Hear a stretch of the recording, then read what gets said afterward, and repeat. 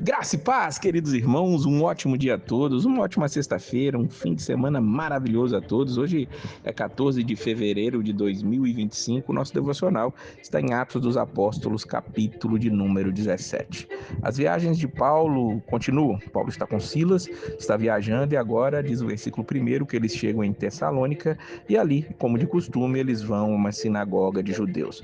Vejamos que a estratégia de Paulo é sempre essa, quando ele chega numa cidade, procura uma sinagoga. Os judeus estavam espalhados pelo mundo todo e já tinham aprendido desde a época do exílio babilônico que o templo não seria mais um lugar onde teriam que adorar sempre, porque nem sempre poderia estar lá.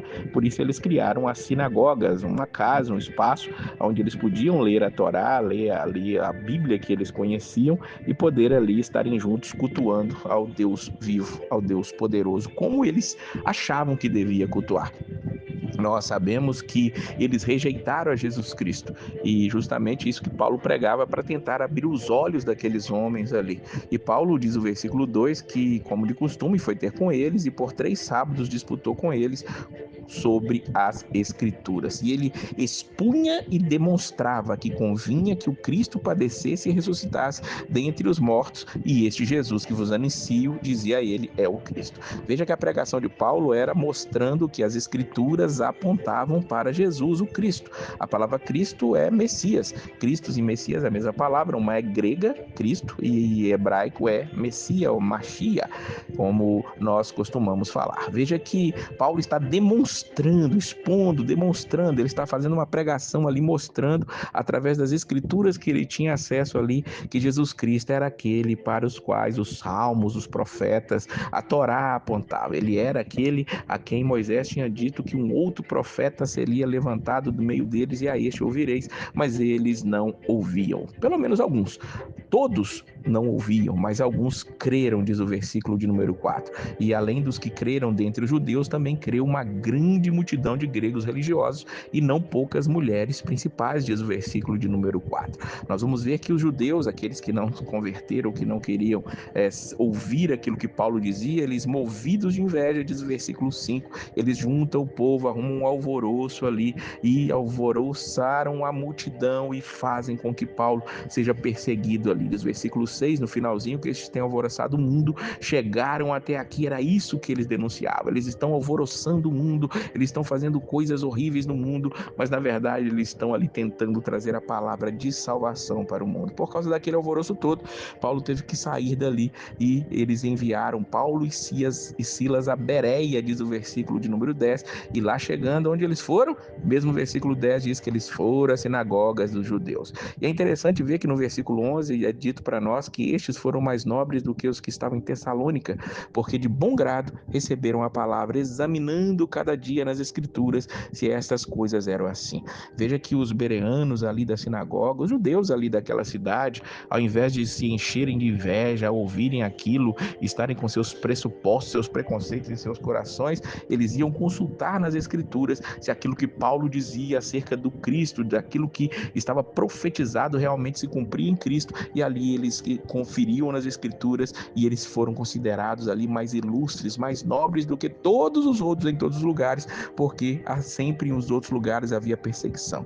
Ali em Bereia não houve perseguição, porém, o versículo 13 diz para nós que os judeus de Tessalônica, eles vieram atrás dele, souberam que a palavra de Deus também era anunciada por Paulo em Bereia e foram lá e excitaram as multidões, e mais uma vez Paulo teve que sair dali e dali ele foi levado para Atenas. Atenas era a capital ali da Grécia, era um lugar onde havia uma multidão de pessoas ali de todas as partes do mundo, e era um lugar onde era um berço ali de filósofos, de grandes coisas, grandes artistas, e eles estavam ali o tempo todo e estavam falando de muitas coisas. Diz a Bíblia que Paulo, ele quando chega naquele lugar, ele comove-se em si mesmo, vendo a cidade entregue à idolatria. É isso mesmo, Atena era uma cidade entregue à idolatria, era onde era o berço ali da mitologia grega, onde existiam templos para tudo quanto deuses, templos para Zeus, Poseidon, templos ali para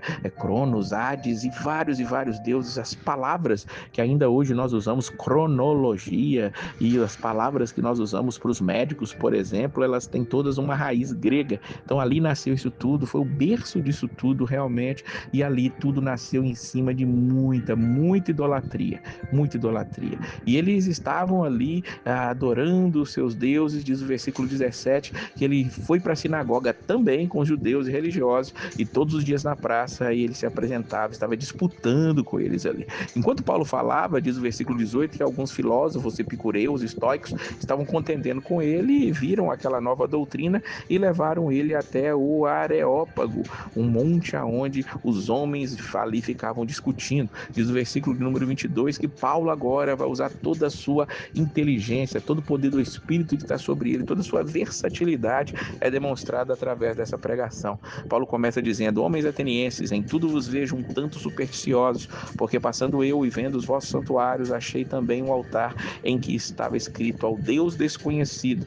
Esse, pois, que vós honrais, não conhecendo, é o que eu vos anuncio. Veja que Paulo ele usa ali de sabedoria, aonde ali era tanta idolatria que até mesmo a um Deus que não tinha nome, desconhecido, eles adoravam. E Paulo faz um link ali e começa a falar do Deus vivo, do Deus todo-poderoso. Nos versículos 28 até o 31 ele vai pregar assim: nele vivemos, nos movemos, existimos, como também alguns dos vossos poetas disseram, pois somos também sua geração.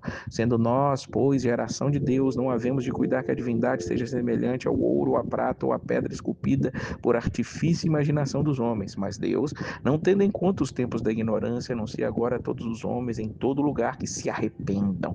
Porquanto, em determinado um dia em que com justiça há de julgar o mundo, por meio do homem que destinou, e disso deu certeza a todos, ressuscitando dentre os mortos. Paulo anuncia Jesus Cristo de uma maneira especial, chama aqueles homens ao arrependimento, diz que Deus não vai levar em conta o tempo da ignorância, até porque eles não tinham ainda o conhecimento do santo, o conhecimento de Jesus Cristo, e chama todos ali ao arrependimento. Nós vamos ver no último versículo que alguns homens creram, se achegaram a Paulo e creram, e entre esses estava Dionísio, a Areopagita, uma mulher por nome Dâmaris, e com eles outros. Ou seja, a pregação de Paulo era eficiente. Aqueles a quem iam ser salvos, a palavra fazia diferença, como fez em Filipos na vida de Lídia, e aqui não foi diferente. Nem todos se convertem quando nós pregamos, nem todos entendem a palavra, mas quando o Senhor ele resolve abrir o coração de alguém para isso, nem mesmo aqueles filósofos puderam resistir à poderosa pregação do Evangelho. Que nós não paremos de pregar e de levar a palavra adiante. Contribua, faça com que essa palavra chegue a outras pessoas, compartilhando, curtindo, se inscrevendo aqui nesse canal, para a glória do nome de Deus. Que Deus abençoe a sua vida, um fim de semana excelente, sirva ao Senhor e a paz do Senhor.